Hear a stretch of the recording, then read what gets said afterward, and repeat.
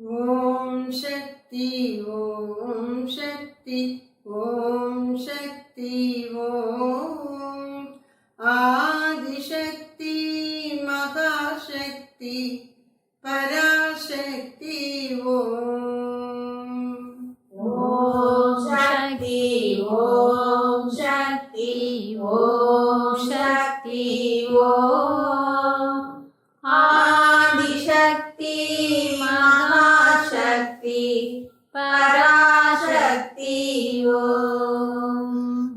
ஜெய் பராசக்தி மகாமாய் கி ஜெய்.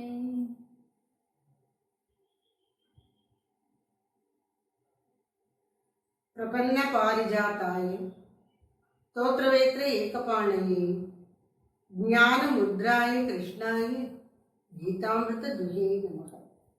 சரணடைந்தவர்களுக்கு கற்பக விருட்சம் போன்றவன், பசுவை ஓட்டுதற்கு ஒரு கையில் பிரம்பை பிடித்திருப்பவனும், கீதை என்னும் அமிர்தத்தை கறந்தவனும், சின்முத்ரை தாங்கியவனுமாகி ஸ்ரீ கிருஷ்ணனுக்கு நமஸ்காரம்.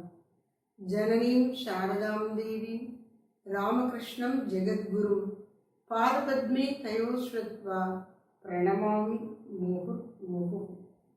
அகண்ட மண்டலாகாரம் வியாப்தம் ஏன சராச்சரம் தத்பதம் தர்ஷிதம் ஏன தஸ்மை ஸ்ரீ குரவே நமः.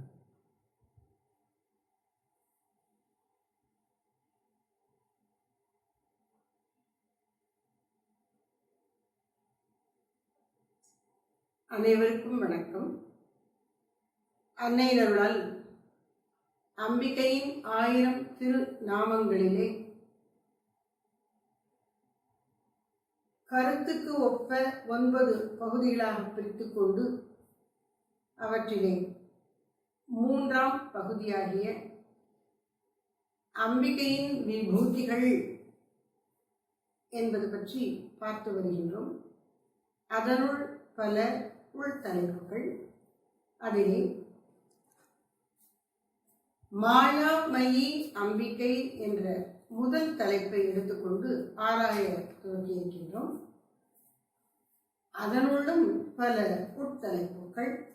அவற்றுள் 4வது தலைப்பாகிய முரண்பாடுகளின் திரட்சி.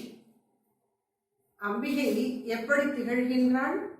முரண்பாடுகளின் ஒன்று சேர்ந்த ஒரு கூட்டமைப்பாக அவள் ஒரு விசித்திரமான காட்சி அளித்துக் கொண்டிருக்கின்றாள். இது நம்ம உலகத்தை ஆராயும் போதுதான் தெரிகிறது. வெளிச்சம் இருந்தால் இருள் வந்து விடுகிறது. நல்லதுன்னு இருந்தா கெட்டதுன்னு ஒண்ணு இருக்கு. அறிவுன்னு இருந்தா அறியாமை இருக்கு. செல்வம்னு இருந்தா வறுமை இருக்கு. உயர்வுன்னா தாழ்வுன்னு இருக்கு. இப்படி எல்லாத்திலுமே இருமைகள், ஒன்றுக்கொன்று எதிரிடையான இருமைகளின் தொகுப்பாக வாழ்க்கை காட்சியளிக்கின்றது. இதெல்லாம் ஏன் இப்படி இருக்கு? இதற்கு லலிதா சகஸ்ரநாமம் ஏதாவது பதில் சொல்கிறதா? வாழ்க்கையின் இந்த ஓர் இயல்பை பற்றி லலிதா சகஸ்ரநாமம் நமக்கு என்ன தெளிவை தருகிறது என்று பார்த்தால் அற்புதமான ஓர் அடிப்படை உண்மையை எடுத்து சொல்கிறது. என்ன? அம்பிகை முரண்பாடுகளின் திரட்சியாக விளங்குகிறாள். அந்த முரண்பாடுகள் அனைத்தையும் இப்ப நான் குறிப்பிட்டேன் இல்லையா, பல முரண்பாடுகள், அவை எல்லாம் எதில் முடிவு பெறுகின்றன? வாழ்வு சாவு, வாழ்ந்திருத்தல் மரணமடைதல் என்ற வகையிலே முடிவடைகின்றன. கடைசி இருமை. இப்படி இருமைகள் பல இருக்கின்றன அல்லவா? இவை அனைத்தையும் தொகுத்தெடுத்து ஒரு குறிப்பிட்ட கோணத்திலிருந்து பார்க்கின்றது அம்பிகையின் 1000 திருநாமங்களின் தொகுப்பு. எப்படி பார்க்கிறது? அறிவு, அறிவின்மை, இதை வச்சு பார்க்கிறது. முரண்பாடுகள் அனைத்தையும் இந்த 2 எதிரிடை இயல்புகளிலே அது அடக்கி விடுகின்றது. எது? லலிதா சகஸ்ர நாமம். என்ன 2 அடிப்படை வேறுபாடுகள்? அறிவு, அறிவு குறைந்த நிலை. சித் சக்தி, ஜடசக்தி. அதனால 4 நாமங்கள். சித் சக்தி சேத்தனாரூபா, ஜடசக்தி ஜடாத்மிகா என்ற 4 நாமங்கள் இந்த அடிப்படை வேறுபாட்டை மிக அழகாக தெள்ள தெளிவாக நமக்கு உணர்த்துகின்றன.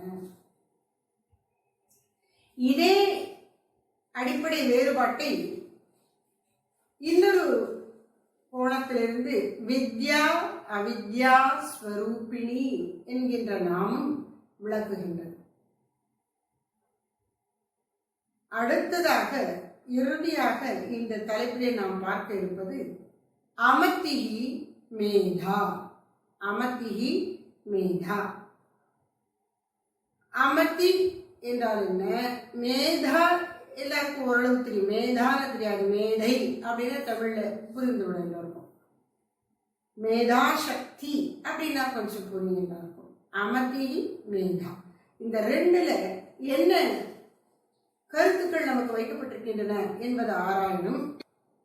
இப்போ காயிலே புளிப்பதென்னே கண்ணபெருமானே என்ற பாடலின் மூலம் வாழ்க்கையில் மேலோட்டமாக நம்முடைய இந்திரியங்களுக்கும் மனதிற்கும் புலப்படுகின்ற மாறுபட்ட இருமைகள் பல பல இருப்பதை நாம் கண்டறிந்தோம்.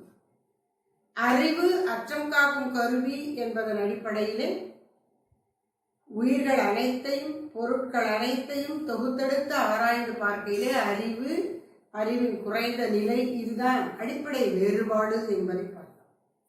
இந்த அறிவினுடைய எதிரடையாக அறியாமை அப்படி வச்சுப்போம். அப்புறம் விளக்கமா நுணுக்கமா உள்ள விளக்கங்களை பார்ப்போம். ஏற்கனவே மற்ற நாமங்கள்ல சொல்லியிருக்கோம், இந்த நாமத்துக்கு வரும்போது சொல்லுவோம். அறிவு அறியாமை அப்படி வச்சுப்போம். இங்கே அறிவு என்றால் என்ன பொருள்படுகிறது என்பதை மீண்டும் ஒரு முறை உங்களுக்கு தெளிவுபடுத்த விரும்புகிறேன். சாதாரணமாக நாம் அறிவு என்று சொன்னால் ஏதேனும் ஒரு பொருளை, ஒரு உயிரை, ஒரு செயலை, ஒரு சூழலை, ஒரு காலகட்டத்தை தெரிந்து கொள்வது, அதனுடைய தன்மைகள் அனைத்தையும் அறிந்து கொள்வது. அப்போ அறிவு என்று அறியக்கூடிய சக்தி நமக்குள்ள இருக்கு. அறியப்படும் பொருள் என்று எது நம்முடைய அறிவுக்கு இலக்காகிறதோ அது வெளியிலே இருக்கிறது. அறிபவன் என்கின்ற நான் இருக்கின்றேன். இந்த மூன்று திருப்புட்டிகள், இந்த மும்மைகளின் தன்மையிலேயே பார்க்கிறோம். ஆனா இந்த புறத்தில் இருக்கக்கூடிய விஷயங்களை அறியக்கூடிய சக்தியாகிய அறிவு இருக்கே, அந்த அறிவுக்கும் அடிப்படையாக ஒரு அறிவு இருக்கிறது. இப்போ நாம கண்ணை திறந்து கைகாலெல்லாம் நல்லா அசைச்சு வேலை செய்யும் பொழுது, விழிப்போடு இருக்கும்போது இந்த உலகத்திலிருந்து நாம் பெறுகிற அறிவு பல பலவாக இருக்கிறது. இதே நம்ம தூங்கிட்டு இருக்கும் போது, இப்போ நான் உட்கார்ந்து இந்த கேலண்டரை பார்க்கிறேன். இன்னைக்கு தேதி 17/5/2022 என்பதை பார்க்கிறேன். பார்த்து தெரிந்து கொள்கிறேன். இந்த ஓசையை கேட்டு இது பாடல் ஒன்று என்று தெரிந்து கொள்கிறேன். இந்த வாசனையினால் இது இப்படிப்பட்டது என்று அறிந்து கொள்கிறேன். இப்படி பல விதங்களிலே நான் அறிவை பெறுகின்றேன். அப்போ ஒன்றை அறிந்து கொள்கின்றேன். ஆனா கண்ணு, காது, மூக்கு, நாக்கு, மனசு எல்லாம் விழிச்சு இருக்கும் போது, இந்த உடல் செயற்பாடுகளுக்கு தயாராக இருக்கும் போது இந்த அறிதல் என்கிற செயல் நிகழ்கிறது. இதே நான் உறங்கிக் கொண்டிருக்கும் போது இதே கேலண்டரை என் கண் முன்னாடி கொண்டு வந்து யாராவது காமிச்சா எனக்கு தெரியுமா? தெரியாது. அப்போ எல்லா உறுப்புகளும் அப்படியே நல்லா இருக்கு. ஆனா அறிவதற்கான அடிப்படையான ஒன்று கொஞ்சம் ஒதுங்கி இருக்குது.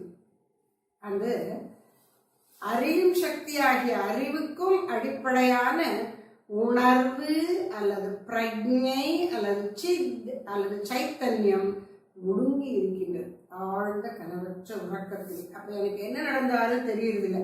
சில சமயங்கள்ல காலையில் சொல்றோம், அப்படியா இடிச்சுதா, மழை பெஞ்சுதா, எனக்கு ஒன்றும் தெரியல அப்படின்னு சொல்றோம். அப்போ புறச்சூழல் எதையும் மறந்து எல்லாவற்றிலிருந்தும் விலகி இவனுடைய உணர்வு எங்கேயோ ஒடுங்கிக் கொள்கிறது. அது கூட சாத்தியமா இருக்கு. அதே மாதிரி உறக்கத்தில் இருக்கிறவங்களுக்கே தெரியலைங்க போது ஒருத்த மயக்கம் அடைஞ்சு கிடக்கான்னா அவன் முன்னாடி நீங்க என்ன நடனம் ஆடினாலும் அவனால பார்த்து ரசிக்க முடியாது. அப்போ இந்த உறக்கம், மயக்கம், இந்த கோமா நிலை, மரணம், இது எல்லாவற்றிலும் விழிப்பு நிலையில் இருக்கக்கூடிய ஒன்று இல்லாமல் அல்லது ஒதுங்கி இருக்கின்றது. அதனாலதான் அப்ப நமக்கு இந்த அறிதல்கிற தொழில் நடக்கல. அப்ப அறிதல்கிற செயலுக்கும் ஆதாரமாக இருப்பது பிரஜை, உணர்வு, கான்சியஸ்னஸ், சித் சக்தி, சைத்தன்யம், சேத்தனம், இப்படி பல வார்த்தைகள்ல சொல்றோம். அந்த சேத்தனம் தான் ஒன்றை உயிராகவும் இன்னொன்றை ஜனமாகவும் பிரித்து காட்டுகின்றது. அந்த சேத்தனமாகிய சைத்தன்யமாகிய மாத்திரமான அந்த உணர்வு தன்மை இல்லைன்னா நம்ம அதை அறிய முடியாது, புத்திக்கு அறிய முடியாது. அப்போ புத்திக்கும் மூலாதாரமாக இருப்பது இந்த சேத்தனா ரூபிணியாகிய அம்பாள். அந்த அறிவு என்பது உண்மையில் எதை குறிக்கிறது? பிரஜை அல்லது உணர்வினை குறிக்கின்றது. உணர்வுதான் மூல அறிவு.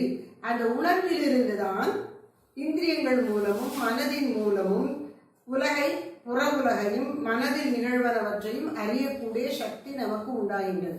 அந்த பிரஜை இல்லைன்னா இதெல்லாம் எதுவும் வேலை செய்யாது. அந்த விஷயத்தை நாம் தெரிந்து கொள்ளணும். அப்போ சித் சக்தி ஜடசக்தி என்ற வேறுபாட்டை கொண்டு வரும்போது நாம் சொல்லுகிற இந்த சித்தாகிய அறிவு எதை குறிக்கின்றது? புறப்பொருளை அறிகின்ற அந்த அப்ஜெக்டிவ் நாலேஜ், காக்னிசிங் எபிலிட்டி, அந்த அதை சொல்லலை. இது எதை சொல்றது? அந்த அறிவுக்கும் அடிப்படையான உணர்வு நிலையை சொல்லுகின்றது. இப்போ இந்த பிரபஞ்சத்திலே நாம் என்ன பார்த்தோம்? சுவாமிஜி அழகா விளக்கினாங்க. சித் சக்தி ஜடசக்திங்கிறத விளக்கும் போது ஜடசக்தியானது எங்கிருந்து வந்தது, ஏன் வந்தது, அதுக்கு என்ன பிரயோஜனம் அப்படின்னு பார்க்கும்போது சித் சக்தி தன்னால நேரடியா அது தொழில் பட முடியாது. அதுக்கு ஒரு மூடி மாதிரி இந்த ஜடசக்தி வேண்டி இருக்கு. இப்போ உதாரணமா நம்ம உடம்பு முழுக்க தோல் மறைத்து கொண்டிருக்கிறது. உள்ளுக்குள்ள தசை, சதை, நரம்பு, ரத்தம் எல்லாம் இருக்கு. இப்போ வெறும் கையால தோல்ல குத்தினா கொஞ்சம் தாங்கிக்க முடியும். ஒரு பின்னெடுத்து தோல்ல குத்தினா தோலை கிழிச்சுக்கிட்டு சதையில குத்தும் போது வலி. அப்போ அதே மாதிரி நகை கண்கள் எல்லாம் வலி. அங்கெல்லாம் உணர்வு ஓப்பனா இருக்கு. இது சரீர அளவில் அந்த உணர்வை நான் சொல்றேன். அடிப்படையான அந்த பிரஜையாகிய உணர்வு தான் மூலம். அது சித் சக்தி. அதற்கு எதிரிடையாக அந்த உணரக்கூடிய தன்மை மங்கி கிடப்பது ஜடசக்தி. 100க்கு 100 இல்லைன்னு சொல்ல முடியாது என்று சுவாமிஜி திரும்ப திரும்ப சொல்றார். அதற்கு சுவாமிஜி கொடுக்கக்கூடிய உதாரணம் என்ன? பார்வதி தேவியாகிய உமா தேவி பர்வதராஜனாகிய இமயமலையின் மகள். அவள் தவம் புரிந்து சிவபெருமானையே அடைகின்றாள். அப்படின்னா என்ன அர்த்தம்? கீழ்நிலையில் இருக்கக்கூடிய உயிர் தவம் புரிவது போல முயன்று முயன்று பல பல நிலைகளிலே உயர்ந்து அறிவிலே உச்சத்தில் இருக்கக்கூடிய மனித பிறவியை எடுத்து அதிலும் மேலும் தவம் புரிந்து உள்ளத்தை தூய்மைப்படுத்தி புற உலக நாட்டத்தை நீக்கி உள்ளே அகத்திலே ஆழ்ந்து சென்று அந்த பரம்பொருளையே அறியக்கூடிய சக்தியை பெற்று விடுகிறது. இதுதான் பர்வதராஜகுமாரியாகிய பார்வதி தேவி தவம் புரிந்து சிவபெருமானை அடைகிறாள் என்பதன் உள்ளர்த்தம். இது எல்லா உயிர்களும் செய்யக்கூடியது. இமமானின் புத்திரியாகிய பார்வதி தேவி செய்ததை எல்லா உயிர்களும் பல பல பல பல பல பல கோடி பிறவிகளில் செய்து கொண்டே இருக்கின்றன. ஜட நிலையில் உணர்வின் மிக மங்கிய கீழ் நிலையில் இருக்கக்கூடிய ஜீவன் சிறிது சிறிதாக கல் நிலையில் இருக்கக்கூடிய ஜீவன் சிறிது சிறிதாக முன்னேறி முன்னேறி முன்னேறி இந்த கல்லுக்கு ஜட பொருட்களுக்கு ஜடம் சொன்னாலே அதுக்கு அறிவில்லை, உணர்வு இல்லை, உயிர் இல்லைன்னு சொல்றோம்ல. அப்படி இல்லை, அவற்றுக்கும் உயிர் உணர்வு இருக்கு என்று நிரூபித்திருக்கிறார் ஜெகதீஷ் சந்திர போஸ். செடிகளுக்கு உணர்வு இருக்குன்னு சொன்னார். அது கூட நம்மளால ஒத்துக்க முடிகிறது. கல்லுக்கு ஜட பொருட்களுக்கு உணர்வு இருக்குன்னு சொல்றாரு. அப்போ இது 100க்கு 100 இந்த உணர்வுக்கு எதிரடையா உணர்வின்மை அப்படிங்கிற ஒரு நிலையே இல்லை. இங்க ரொம்ப குறைஞ்ச நிலையில அந்த உணர்வு இருக்கு. இப்ப போனுக்கு சார்ஜ் போடும்போது 1% தான் ஏறி இருக்கு. அது சார்ஜே இல்லைன்னு சொல்ல முடியாது. 1% இருக்கு. அதான ஒரு காரியத்துக்கு ஆகுது. அதை வரட்டும், ஒரு 10, 20, 100 வந்துருச்சுன்னா நிம்மதியை நம்ம எடுத்து பயன்படுத்தலாம். அது மாதிரி உணர்வின் மிக கீழான நிலை தான் ஜடநிலை. இதுதான் பிரபஞ்சத்தில் உள்ள முரண்பாடுகள் அனைத்தின் அடிப்படை. சித் சக்தி, அதற்கு எதிரடியாக ஜடசக்தி. அதனுடைய இன்னொரு நிலையாக இங்க 2 நாமங்களை சொல்றார். அமத்திகி மேதா. அமத்திகின அப்படின்னா என்ன? மதி அப்படின்னா அறிவு, நமக்கு தெரியும். மதியழகன் பேர்லாம் வைக்கிறோம். அமர்த்தி அப்படின்னா என்ன? சாதாரணமா ஒரு வார்த்தைக்கு முன்னாடி ஆர் போட்டா அது எதிரடையாகும். நம்பிக்கை, அவநம்பிக்கை, நம்பிக்கை இல்லை. இங்க மத்தி அமத்தின்னு உடனே அறிவே இல்லைன்னு அர்த்தம் இல்லை. அதுக்கு தான் முதல்ல ஏற்கனவே அது குறிப்பிட்டேன். அறிவின் குறைந்த நிலை. சம்ஸ்கிருதத்துல என்ன சொல்றாங்க? ஈஷத் மத்திஹி, குறைந்த அறிவு, அளவு ரொம்ப கொஞ்சம். சில பேர் இருப்பாங்க, அவங்கள பார்த்தா ஒரு மாதிரி ஒரு முட்டாள்தனமா ஒரு அரக்கருக்கு மாதிரி இருப்பாங்க. ஆனா சில விஷயங்களை பிடிச்சிட்டு கெட்டியா இருப்பாங்க. நான் அந்த மாதிரி சில பேரை பார்த்துருக்கேன். அவங்க என்ன பண்ணுவாங்க? பணம் சேர்க்கணும் அப்படிங்கிற ஒண்ணு மட்டும் அவங்களுக்கு புரியும். ஆனா அந்த பணத்தை ரொம்ப அவசியத்துக்கு செலவழிக்கணும், அதுக்குதான் சேர்க்கணுங்கிறது புரியாது. சேர்க்கணுங்கிற ஒண்ணு மட்டும் புரிஞ்சிருக்கும். அதை செஞ்சுக்கிட்டே இருப்பாங்க. யாராவது அதுக்கு ஒரு சின்ன தொந்தரவு கொடுத்துட்டாலும் பாஞ்சிட்டு வந்துருவாங்க கோபத்தோட. அவங்களுடைய அறிவு எப்படி இருக்கிறது? அமத்திகி, சிற்றறிவு. சிற்றறிவு அது என்ன செய்கிறது? தமகுலத்தால் பெரிதும் சூழப்பட்டு உள்ளுக்குள்ள கொஞ்சோண்டு அறிவு இருக்கு, அளவுல ரொம்ப குறைந்ததாக இருக்கிறது. அது என்ன செய்யும்? ஏதேனும் ஒன்றை முழுதுமென்று பற்றி கொண்டு அப்படின்னு கீதை சொல்லுகிறது. இந்த தமகுலத்துடைய தன்மை என்ன?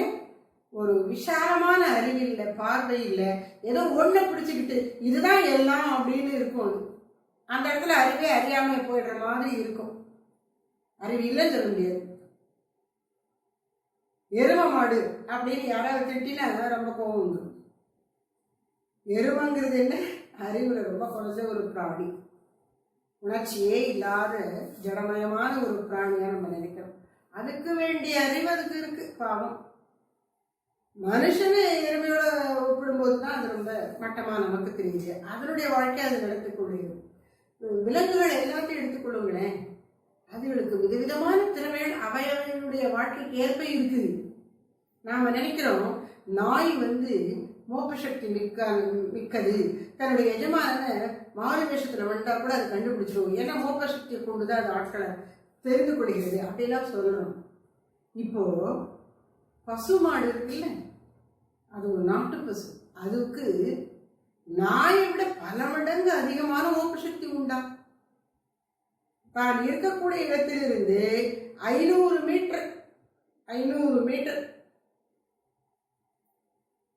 ஒரு புடவைங்கிறது 5 மீட்டர் 5 மீட்டர் அப்படி 100 புடவை விரிச்சு நீட்டி விரிச்சு வச்சோம்னா எவ்வளவு தூரம் போகும்? அவ்வளவு தூரத்துக்கு உள்ள இருக்கிற வரையில இருக்கிற விஷயங்கள் எல்லாம் அந்த மோப்பத்தால் அறிந்துவிடும். அவ்வளவு சக்தி இருக்காங்க. அதனாலதான் பல பசுமாடுகள் வேற இடத்துல கொண்டு விட்டாலும் திரும்பியும் வளர்த்தவங்க வீட்டுக்கே வந்துடும். இந்த மோப்பத்திலேயே அந்த வழியை இடத்தை கண்டுபிடிச்சு வந்துருமா.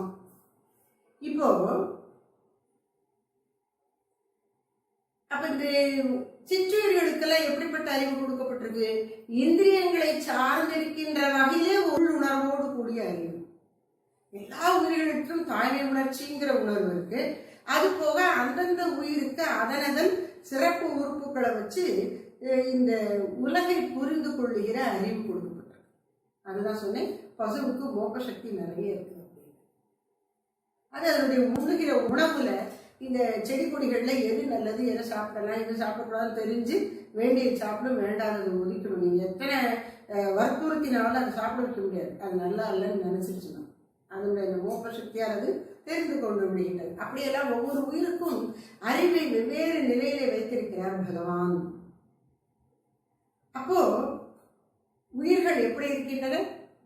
புல்லாகி பூடாய் புழுவாய் மரமாகி பல்விருகமாகி பறவையாய் பாம்பாகி கல்லாய் மனிதராய் பேயாய் கணங்களாய் வல்லசுரர் ஆகி முனிவராய் தேவராய் செல்லா நின்ற இத்தாவர ஜங்கமத்துள் எல்லா பிறப்பும் பிறந்து எழுதுகிறார் மணிவாச்சகர். இதுல வரிசையை கொஞ்சம் அவர் பாட்டுக்காக மாத்திருக்கார்.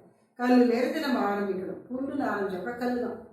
கல்லுல இருந்து ஆரம்பிச்சு அறிவு கொஞ்சம் கொஞ்சமாக இவனுக்கு மேம்பட்டு வருகின்றது. மனித பிறவில மற்ற பிறவிகள் அவன் என்ன பண்ணுகிறான்? மனிதனுக்கு அறிவுன்னு சொல்றோம். மற்ற பிறவிகளுக்கெல்லாம் என்ன ஒரு அறிவு அப்படிங்கிறது 5 இந்திரியங்களை ஒன்றுபட்டு. ஸ்தாவரத்துல தொட்டுணர்தல்ங்கிற ஒரு அறிவு மட்டும்தான் இருக்கு, வேற தெரியாது. இருக்கு கண்ணு தெரியாது, காது கேட்காது செடிக்கு. அப்புறம் ஒவ்வொன்றா அதுக்கு இந்த 5 அறிவுகள் இந்திரியங்கள் கூடுகின்றன. அப்புறம் என்ன ஆகுது, மனிதனுக்கு இந்த 5 இந்திரியங்களும் கிடைச்சதுக்கு அப்புறம் 6வதாக மனம் புத்திங்கிறது வந்து விடுகிறது. அதுதான் 6வது அறிவு, புத்தி. இப்போ அமர்த்தின்னு சொன்னா அறிவே இல்லாத நிலை அல்ல, குறைந்த அறிவுன்னு பார்ப்போம். என்ன குறைந்த அறிவு? சிறிய அளவில் உள்ள அறிவு, சிற்றறிவு. அதனுடைய இன்னொரு நிலை என்ன? இந்த உயிர்கள் ஒவ்வொன்றும் ஒவ்வொரு இந்திரியமாக கூட்டிக் கொண்டு வந்து தம் அறிவை பெருக்கிக் கொள்ளுகின்றன. பிரபஞ்ச ஞானத்தை, பிரபஞ்சத்தை அனுபவிப்பதை விரித்துக் கொள்ளுகின்றன. அப்ப அந்த அறிவுகள் எல்லாம் என்ன சொல்றோம்? இந்திரியங்களால் கிடைக்கக்கூடிய அறிவு சிற்றறிவு. அமர்த்தின்னு சொன்னா என்ன? சிற்றறிவு. அளவில் குறைந்தது, ஏதோ ஒண்ணு மட்டும் தான் தெரியும், வேற ஒண்ணுமே தெரியாம ஒரு குழப்படியான மனநிலை, ரொம்ப தமசு சுற்றி சூழ்ந்திருக்கக்கூடிய சிறிது அறிவு. அது ஒரு நிலை. இன்னொன்று இந்திரியங்களால் பெறப்படும் அறிவு சிற்றறிவு. அதே மாதிரியே இந்திரியங்களால் பெறப்படும் இன்பம் சிற்றின்பம். இந்திரியங்களால் பெறப்படுவது அதை விட கொஞ்சம் உயர்ந்தது மனது. மனசுல ஒரு பகுதி புத்தி, அறிவு சக்தி. இப்போ அமர்த்தின்னு சொன்ன குறைந்த அளவு அறிவு, சிற்றறிவு, அதாவது புலனின்பங்கள், புலனறிவுகள். இப்போ மனசால் அறிவும் போது இன்னும் கொஞ்சம் அறிவு கூடுகின்றது. அதனுடைய தன்மையும் நுண்மை பெற்று தெளிவு பெற்று வருகிறது சிறிது சிறிதாக. அந்த தெளிவை எவ்வளவு தூரம் கொண்டு போகலாம்? அடுத்து நாம மேதா. மேதான என்ன? ஆழ்ந்த தெளிந்த அறிவு. ஒரு விளக்கம் மேதாகிற சக்திக்கு கொடுக்கப்படுவது என்ன அப்படின்னு, வெகு காலத்துக்கு முன்னால நமக்கு ஒண்ணு தெரிய வந்திருக்குன்னு வச்சுக்கோங்க. அப்படி தெரிய வந்த விஷயம் அப்புறம் அந்த நேரம் அதுல வச்சு ஏதோ விவகாரம் பண்ணுவோம், அப்புறம் அதை விட்டுருவோம், அதை மறந்துடுவோம். மனசுக்குள்ள எங்கேயோ ஒரு பகுதியில் போய் கிடக்கும், சித்தத்துல ஒரு ஓரத்துல மூலையில ஏதோ ஒரு அறைக்குள்ள லாக்கர்ல போட்டு கூட்டின மாதிரி அது கிடக்கும். திரும்ப நாம அதை பல வருஷங்களுக்கு அப்புறம் நினைவுபடுத்திக் கொள்ள வேண்டிய அவசியம் வரும்போது அது எல்லாருக்கும் உடனே சட்டுன்னு வந்துடாது. வந்தாலும் தெளிவா இருக்காது. எங்கேயோ பார்த்த மாதிரி இருக்கு, யாருக்கு தெரியல அப்படின்னு சொல்லுவோம். அப்ப நமக்கெல்லாம் வந்து அந்த அறிவு சித்தத்துல புதையுண்டு கிடக்கும் போது அதை மேலெழுப்பி கொண்டு வருவதற்கு எல்லாருக்கும் திராணி இல்லை. அப்ப அந்த அறிவு தெளிவு குறைஞ்சு போச்சு. மேதாசக்தி என்பது அந்த நிகழ்ச்சி நடந்து அறிவதற்கான சூழல் எங்கேயோ காலத்தால் தள்ளி போய்விட்ட பிறகும் அதை பற்றிய நினைவு கொள்வதற்கு திரும்ப அவசியம் வரும்போது அதே தெளிவோடு அது டக்குன்னு வருது பாருங்க. அதான் மேதாசக்தி. உடனே பிடிச்சிருவாங்க. சில பேருக்கு அப்படி ஒரு அற்புதமான நினைவாற்றல் இருக்கும். யாருக்கு அந்த நினைவாற்றல் தெளிவா இருக்கும்னா, ஆசைகள் தேவைகள் ரொம்ப இல்லாம மனசு தெளிவா வைத்துக் கொண்டிருக்கிறவர்களுக்கு அந்த நினைவாற்றலும் நல்லா இருக்கும். இந்த மேதாசக்தி என்பது என்ன? அப்போ ஆழ்ந்து தெளிந்த அறிவு. அந்த ஆழ்ந்து தெளிந்த அறிவு எப்போதோ நடந்ததை நினைவுக்கு கொண்டு வருவதிலே சிரமம் இல்லாமல் செய்கிறது. சரி, இப்ப நடக்கிறது, இப்போ நடப்பதையும் சரியாக புரிந்து கொள்ளும் அத்தகைய நுண்மை அதற்கு இருக்கின்றது. அதுதான் மேதாசக்தி. விஞ்ஞான ரீதியிலே போகும்போது விஞ்ஞானிகள், அறிஞர்கள் என்ன செய்கின்றார்கள்? புற பிரபஞ்சத்தை ஆராய்கின்றார்கள். டெலஸ்கோப்புங்கிற கருவியை வச்சு கோடிக்கணக்கான மைல்கள் அப்பால் இருக்கக்கூடிய நட்சத்திரத்தை ஆராய்கிறார்கள். அந்த டெலஸ்கோப்பை விட பெரியது அவர்களுடைய மனசு. அதை வச்சு பார்த்து அதெல்லாம் கணக்கிட்டு சொல்றாங்களே. அப்ப அந்த அறிவு, மூளை, புத்தி அது பெருசு அந்த யந்திரத்தை விட. அந்த யந்திரத்தை கண்டுபிடிச்சு ஒரு வசதிக்காக தெரிந்து கொள்வதற்காக கண்டுபிடித்து பயன்படுத்துகிறானே, அந்த மனிதனுடைய அறிவு தான் எல்லாவற்றிலும் பெருசு. எல்லா யந்திரங்களிலும் பெரியது மனித உடல். அப்போ மனித மனதுக்கு இந்த அறியும் சக்தி இருக்கிறது. அதாவது புத்திக்கு இந்த அறியும் சக்தி, அதனுடைய தெளிவு அதிகரிக்க அதிகரிக்க அந்த சாதாரண அறிவுன்னு சொல்றல, மேதான்னு சொல்றோம். எப்படி? அறியும் சக்தி தெளிவு பெற தெளிவு பெற அது மேதாசக்தி என்று சொல்லப்படுகின்றது. நுண்ணறிவு அப்படின்னு சொல்லலாம். புறப்பொருட்களை, பாஹ்ய பிரபஞ்சத்தை, வெளி உலகை ஆராயக்கூடியதிலே இந்த அறிவை செலுத்தி விஞ்ஞானிகள் பல விஷயங்களை கண்டுபிடிக்கிறார்கள். அந்த விஷயத்தில் அவர்கள் ஒரு வகை ரிஷிகள் தான். ஆனா அதுவும் அவர்களுக்கு உண்மையை, மெய்ப்பொருளை, இறுதி பொருளை சொல்லி தரவில்லை. புற உலகம் தேடி தேடி போனாலும் அவர்களுடைய கூறிய அறிவுக்கு அந்த இறுதியான இறை பொருளை தெரிந்து கொள்ள முடியவில்லை. அப்போ அவர்களுடைய அறிவு ஒரு நிலையில நின்று விடுகிறது. ஐன்ஸ்டீன் போன்ற மாமேதைகள் எல்லாருமே இந்த விஞ்ஞானிகள் எல்லாம் வெளியில தேடுறாங்க, கடவுளை தேடி தேடி சலிச்சிட்டு இருக்காங்க. என்னமோ டார்க் மேட்டருங்கிறாங்க, பார்ட்டிக்கலுங்கிறாங்க, என்னென்னமோ கண்டுபிடிக்கிறாங்க. கடவுளை பற்றி அறிவதற்கு நெருங்கி கொண்டிருக்கிறார்கள். சுவாமி விவேகானந்தர் சொன்னார், நீ அறிந்து விட்டால் விஞ்ஞானமே நின்றுவிடும், அது மேல உங்களுக்கு ஆராய்ச்சி செய்து கொண்டு இருக்காது. அப்படி முயற்சி வருகிறது. ஆனால் பாஹ்ய பிரபஞ்சத்தை தேடுவதனால இவங்களுடைய அறிவு அந்த அளவில் தான் இருக்கு, மேதாசக்தினால. அப்போ உண்மையான மேதாசக்தி எது? மேதாசுத்தம் அப்படின்னு ஒரு துதி பாடல். சரஸ்வதி தேவி அறிவு தெய்வத்தை போற்றக்கூடியது வேதத்தில் இருக்கு. அதில் வரும், ஓம் மேதா தேவி ஜுஷமான ஆகாத் விஸ்வாச்சி பக்ராசு மனஸ்யமான துவயா ஜுட்டா நுதமான. இதுவரையில் சொன்னதெல்லாம் மேதாதேவிக்கு அவளை போற்றி துதிக்கக்கூடிய, அவருடைய புகழை பாடக்கூடியது. இப்ப சொல்ல போகுது, நுதமான துருக்தான் பிருகத்வதேம விதத்தை சுவீராக. இதுவரையிலும் நாங்கள் எப்படி இருந்தோம்? புன்மொழிகளிலேயே மகிழ்வடைந்திருந்தோம். கெட்ட வார்த்தை, இழிந்த வார்த்தை, அர்த்தமான வார்த்தை, அர்த்தமில்லாத விஷயங்களை பற்றி பேசுவது, இதிலெல்லாம் நாங்கள் சந்தோஷப்பட்டு கொண்டிருந்தோம். தாயே, உன்னுடைய அருள் பெற்ற பிறகு, நல்லறிவு உதித்த பிறகு, நாங்கள் அந்த புன்மொழிகளை எல்லாம் விட்டுவிட்டு பிருகத்வதேம பெரிய விஷயங்களை, பேர் உண்மைகளை, மேலாம் உண்மைகளையே இப்போது மொழிகின்றோம். அப்படி பேசணும்னா யாராவது கூட இருக்கணும்ல. மேலாம் உண்மைகளை அறிந்து விட்டவன் ரிஷி.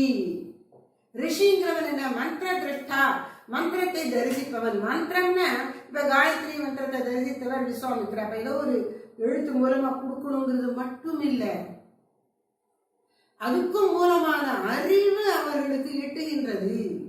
பிரபஞ்சத்தின் சூட்சுமம், அதனுடைய ஆதாரமாக இருக்கின்ற அறிவு பொருளாகி இறைவன், அதை அவர்கள் தங்கள் உள்ளத்திலே உணர்கிறார்கள். அவர்கள் தான் ரிஷிகள். அப்புறம்தான் அது வார்த்தையா மந்திரமா வருது. அறிவு கடவுளா யார் நம்முடைய அறிவை தூண்டுகின்றாரோ அந்த சுடற்கடவுளின் மேலான மொழியை தியானிப்போமாக. நம்மை தூண்டுகிற அந்த மூல அறிவை அவ பார்த்துட்டார்னு அர்த்தம். அந்த மனமானது உலகப்பற்றுக்கள் எல்லாவற்றையும் விட்டு உலக எண்ணங்களில் சிதறுண்டு போவதையெல்லாம் தடுத்து இகப்பர நினைவுகள் அனைத்தையும் ஒதுக்கி தள்ளி உள்ள ஆழ்ந்து போய் அந்த மூல அறிவை உணர்ந்து விட்டது. அதோடு அதுமயமா ஆகிவிட்டது. அப்ப அது மனசுன்னே சொல்ல வேண்டாம், அதுவே அந்த அறிவுமயமான ஆன்மா ஆகிவிடுகிறது. அப்படிப்பட்ட நிலைக்கு வந்த பிறகு நமக்கு திரும்ப வந்து இப்படி சொல்லி கொடுத்துருக்க. அந்த அறிவு தான் நமக்கு எல்லாத்தையும் கொடுக்கறது.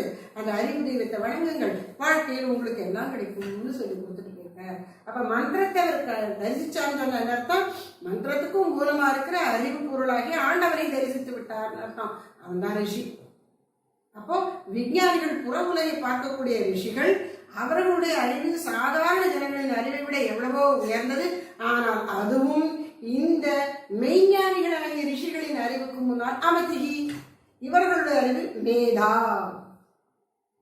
அப்போ இந்திரியங்களால் வரக்கூடிய அறிவு, மனதை கொண்டு சாதாரண புறப்பொருட்களை அறியக்கூடிய அறிவு, இந்த நிலைகளை எல்லாம் ஒதுக்கி தள்ளி கடந்து மேலே நுண்மை பெற்று உள் சென்று அறிவே வடிவான கான்சியஸ்னஸ், அந்த சைத்தன்யமயமான சின்மயமான சின்மாத்திரமாக இருக்கின்ற மூலப்பொருளை உணருமளவு நுண்ணியராய் மனது உள்ள போய்விட்டால் அவன் மேதா சக்தி பெற்றவன். அவன் எப்படியெல்லாம் இருப்பான்னு சொல்லி அந்த மேதா சுத்தத்துல சொல்லியிருக்கு. மேதா சக்தி பெற்றவர் என்ன செய்கிறானா, சரஸ்வதி தேவி உன் அருள் பெற்றவன் ரிஷியாகிறான். ரிஷிர் பவதி, உன் அருள் பெற்றவன், நீ யார்கிட்ட மகிழ்ச்சி அடைகிறாயோ அவர்கள் ரிஷிகள் ஆகிவிடுகிறார்கள். அப்புறம் என்ன, தேவி துவயா பிரம்மாகத உன் அருள் பெற்றவன் பிரம்மத்தை அறிகிறான். அதான் மூல நிலையில போய் அறிவுக்கெல்லாம் அறிவான மூல அறிவை அறிந்து விட்டான். அது இங்க என்ன, பொருளை அறியும் அறிவல்ல, அதற்கு ஆதாரமான உணர்வு சித். அந்த சித் ரூபிணி ஆகிய உன்னை பிரம்மதேவியை பிரம்மத்தை அறிந்து விட்டான். அப்புறம் என்ன, அவன் கவர்ச்சிகரமான செல்வத்தை பெறுகிறான். அவன் பெறுகிற செல்வம் என்ன, இறை அனுபூதி, ஆத்மானுபூதிங்கிற செல்வம் அவனுக்கு வந்து விடுகிறது. அப்படிப்பட்ட ஞானம் பெற்ற பிறகு அவன் வீர சிஷ்யர்களோடு கூடியிருக்கு. சொன்னோம் இல்லையா, யார்ட்டையாவது பேசணுமே, ஒரு கருத்து சொல்லணும்னு யார்ட்டையாவது பேசணும். இந்த ரிஷி யார்கிட்ட பேசுறார், வீர சிஷ்யர்களோடு கூடியிருந்து அந்த மெய்ஞானத்தையே சொல்லுகிறார். முதல்ல எப்படி இருந்தாராம், துருத்தான், கெட்ட வார்த்தைகள், கீழான வார்த்தைகள், அற்பமான மொழிகள் பேசிக் கொண்டிருந்த நாங்கள் அந்த அற்பத்தனங்களை எல்லாம் ஒழித்து உன்னை உணர்ந்து உன்னருளால் இப்பொழுது மேலாம் உண்மைகளையே மொழிகின்றோம். அதை எங்கள் சீடர்களுக்கு சொல்லிக் கொடுக்கின்றோம். அப்ப இந்த மந்திரத்திலே அமதிகி மேதாருந்து வந்துருச்சு. இந்த துருத்தான் சொன்னாங்களே, அந்த கீழான வசனங்கள், அதெல்லாம் என்ன, அமதி சிற்றறிவு, சாதாரண அறிவு. இப்போ மேலாம் உண்மைகளை மொழிகின்றோம். மேதா, அமதிகி மேதா. அப்போ பாரமார்த்திய லட்சியம் வாழ்க்கைக்கு இருக்கு. எல்லாவற்றிலும் மேலான பரவஸ்துவாகிய ஆத்ம தத்துவத்தை அறிந்து கொள்வதுதான் வாழ்க்கையின் லட்சியம். அதுக்கான அளவுக்கு மனசு பக்குவப்பட்டு அதை அறிந்து விட்டால் நீ அறிவின் உச்சத்துல இருக்காய். அதான் மேதா.